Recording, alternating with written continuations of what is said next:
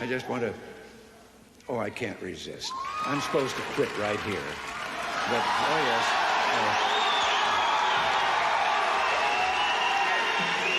But in view of the fast things that I just said, I don't know whether you know it or not, but I have a new hobby.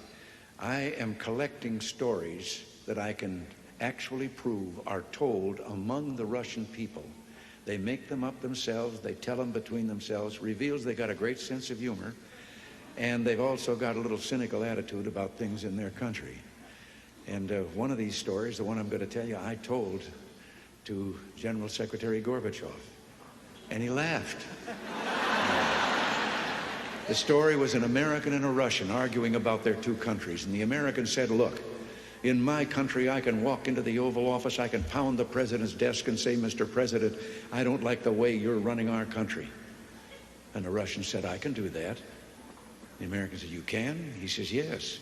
I can go into the Kremlin, to the General Secretary's office, pound his desk and say, Mr. General Secretary, I don't like the way President Reagan's running his country. Speaker, Mr. President, distinguished members of the Congress, honored guests, and fellow citizens. Today marks my first State of the Union address to you, a constitutional duty as old as our republic itself.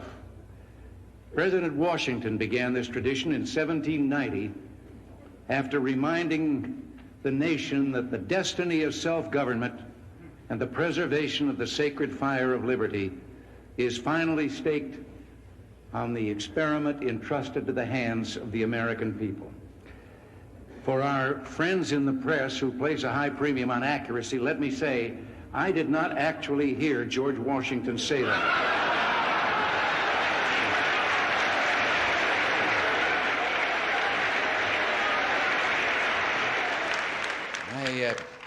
I can define middle-aged. That's when you're faced with two temptations and you choose the one that'll get you home at 9 o'clock.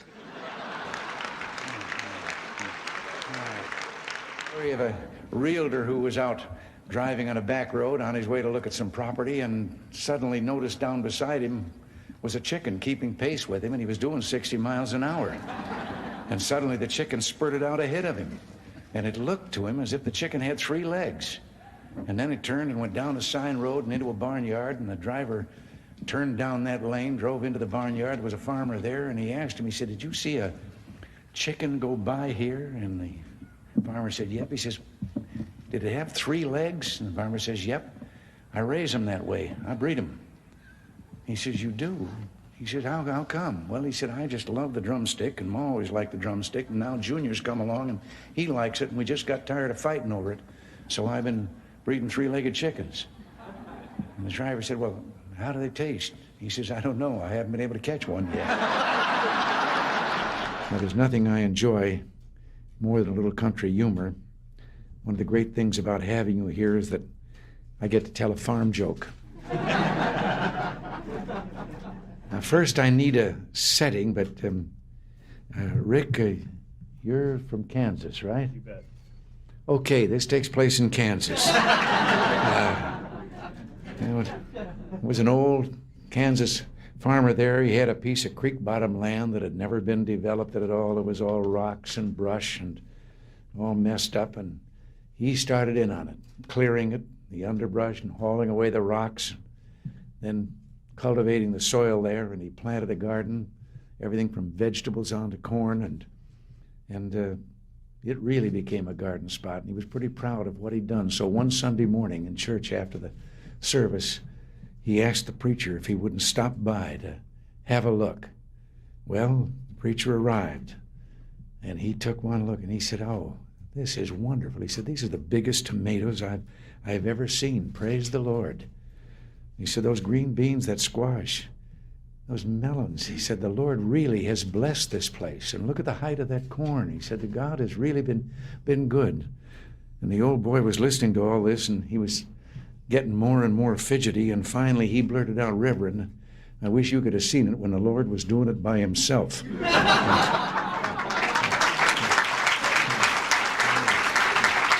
And as he was falling, grabbed a limb sticking out the side of the cliff and looked down 300 feet to the canyon floor below and then looked up and said, Lord, if there's anyone up there, give me faith. Tell me what to do. And a voice from the heavens said, if you have faith, let go. He looked down at the canyon floor and then took another look up and says, is there anyone else up there? I've always thought of the importance of communication and how much a part it plays in what you and I, what all of us are trying to do. And one day, a former place kicker with the Los Angeles Rams, who later became a sports announcer, Danny Villanueva, told me about communications. He said he'd been having dinner over at the home of a young ball player with the Dodgers. The young wife was bustling about getting the dinner ready. They were talking sports, and the baby started to cry. And over her shoulder, his busy wife said to the ball player, change the baby. And he was a young fella, and he was embarrassed in front of Danny, and he said, what do you mean, change the baby? I'm a ball player. That's not my line of work. And she turned around, put her hands on her hips, and she communicated. She said, look, Buster, you lay the diaper out like a diamond. You put second base on home plate. You put the baby's bottom on the pitcher's mound. You hook up first and third, slide home underneath, and if it starts to rain, the game ain't called. You start all over. There aren't any words that can properly tell you how bittersweet these days are, and the things that we would like to say to all of you. You know, I keep remembering back, and not too far, when someplace along the line there would always be a picture of a president standing in the Oval Office, looking out the window, usually the picture from behind, and he's standing there, and then his words are quoted as a tag for that picture about, this is the loneliest place, and what a lonely, and so forth. I don't know about them. I haven't been lonely 1 minute.